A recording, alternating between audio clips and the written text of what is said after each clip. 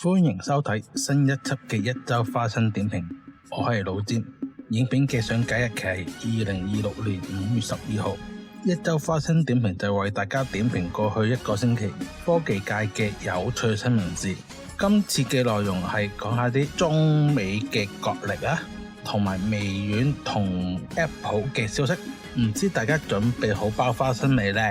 而喺影片開始之前，記得 CLS 我嘅影片，同埋 follow 埋我嘅 Facebook、IG 同網誌，唔阻大家剝花生啦！我哋去片。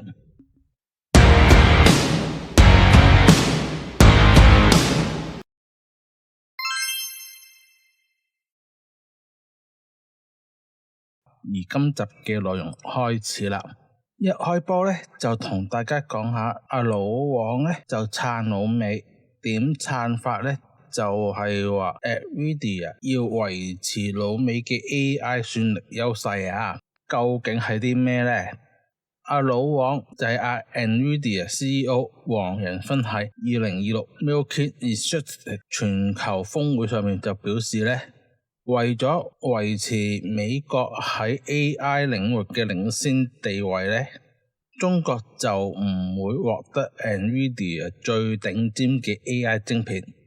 反映出 NVIDIA 喺追求中國市場嘅利益嘅同時，亦都要嚴格遵守美國政府嘅科技出口管制啊！即係想食兩家茶禮啦。美國政府其實喺2025年底就已經批准咗 H200 晶片出口到中國，並喺2026年1月生效嘅。但係就有一個嚴苛限制啊！美國政府會抽取 H200 喺中國銷售額嘅25% 作為盈利，即係要抽水啦，仲要抽1/4添。而配額限制方面呢，出口到中國嘅數量就唔可以超過美國境內銷售嘅50%，即係美國賣100粒，中國就唔可以有50粒咁多嘅，最多49。頂晒籠俾到你50嘅啫，即係5買1粒一定冇噶啦。而安全審核方面呢，中國買家必須透過美國第三方實驗室嘅安全測試，並且承諾晶片呢就唔會效力喺軍事用途嘅。我相信中國都唔會啦，其實因為佢都驚你 NVIDIA 嘅後門程式偷晒佢啲資料啦，尤其是軍方嘅資料啦。而面對美國嘅限制，中國正喺度加速緊本土半導體產業嘅取代方案啊！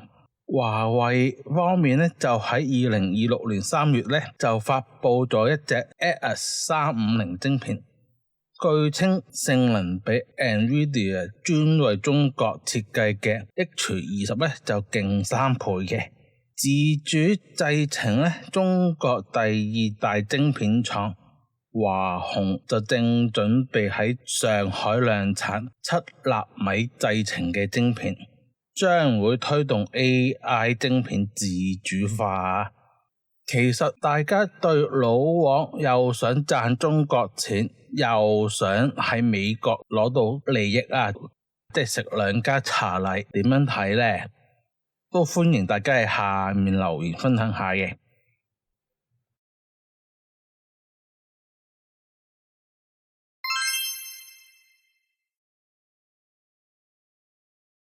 跟住落嚟咧，講下一啲之前講過嘅消息啦。但係呢單就係啲進展消息嚟嘅。之前提過美國聯邦通訊委員會 FCC 咧，喺4月30號有一個嘅提案呢，就係話禁止再用呢個中國實驗室去認證輸美嘅電子裝置嘅認證啦。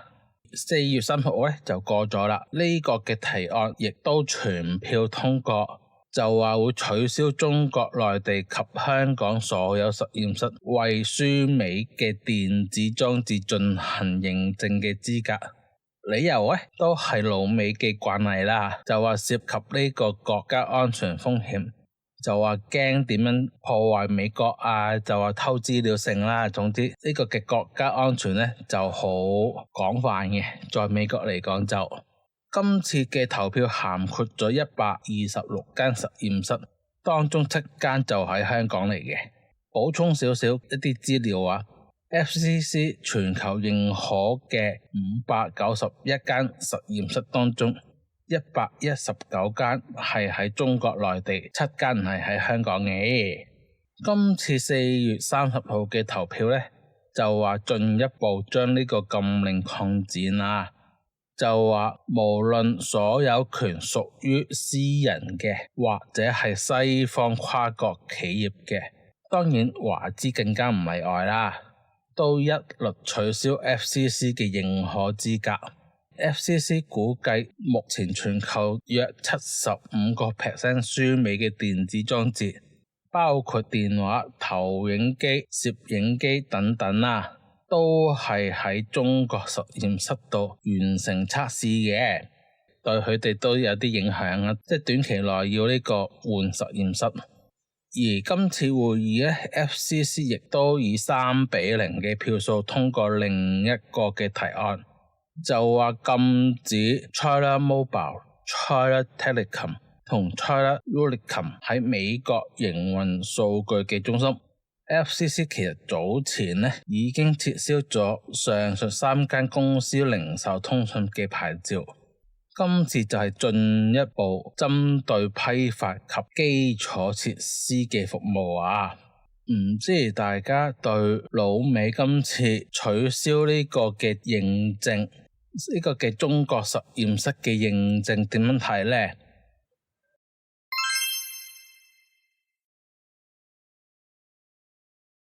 跟住落嚟咧，就講喺個微軟啊，又有啲問題啊，就話微軟嘅瀏覽器 Edge 有一個高風險嘅漏洞啊，啟動咗之後咧，就會將你嘅密碼解密就放咗喺記憶體當中啊。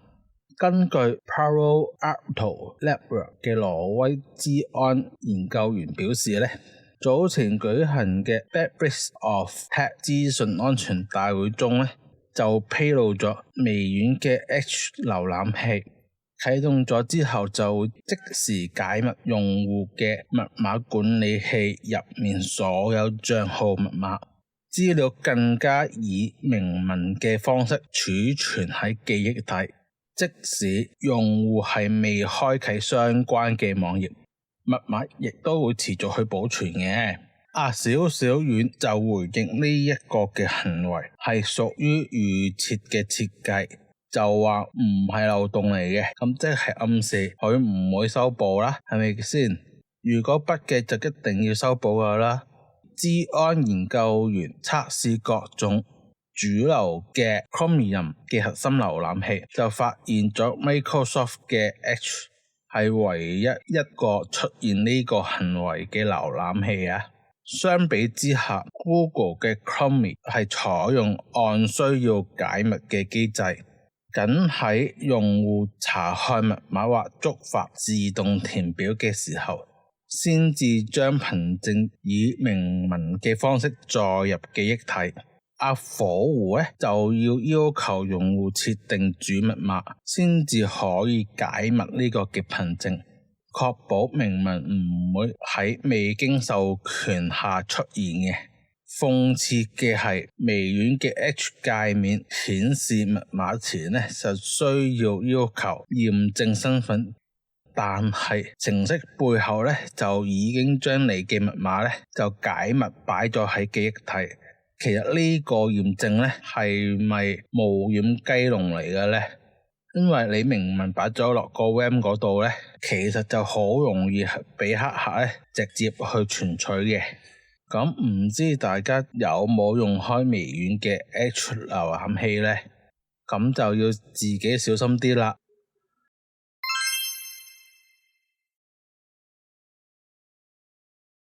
跟住落嚟就講下蘋果嘅消息啦。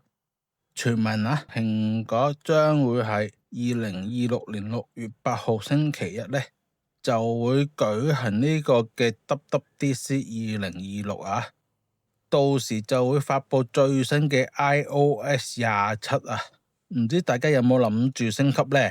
喺9月咧就話會正式俾各 iPhone 用家更新啊。根據微博爆料者薩拿數碼嘅消息，iPhone 27咧會支援以下嘅機型啊。當然最新嘅 iPhone 18系列啦，呢個唔需要講啦，因為新 iPhone 一定有一個新 OS 版本去支援嘅。另外17啦 ，iPhone 17啦嘅系列、16系列、15、14、13、12嘅系列，而 iPhone 嘅 SE 系列咧就話會支援 iPhone SE 3或者更加新嘅型號嘅。邊啲機型會被淘汰呢？據說就係 iPhone 11嘅系列啦。但係咧就仍然可以獲得後繼嘅安全性更新啊。iPhone 嘅 SE 第2代預計都會喺呢個版本停止支援噶啦。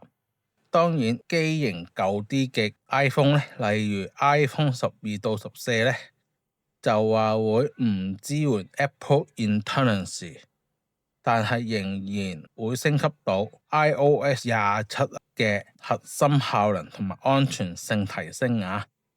Apple Intelligence 應該會喺15 Pro 以上嘅機型先至用到嘅。唔知大家用緊嘅 iPhone 型號係乜嘢機型呢？升唔升到 iOS 17，或者就算升到都好，都會唔會咁快去升級呢？都歡迎大家留言話俾我聽嘅。而今集嘅內容呢，就嚟到呢度啦。今集嘅一周花生點評就嚟到呢度啦。唔知大家中唔中意我為大家嘅選材？但係大家見到一啲有趣嘅花生事呢，都可以 PM 我嘅，同埋要記得 CLSS 我嘅影片，同埋 follow 埋我嘅 Facebook、IG 同網誌。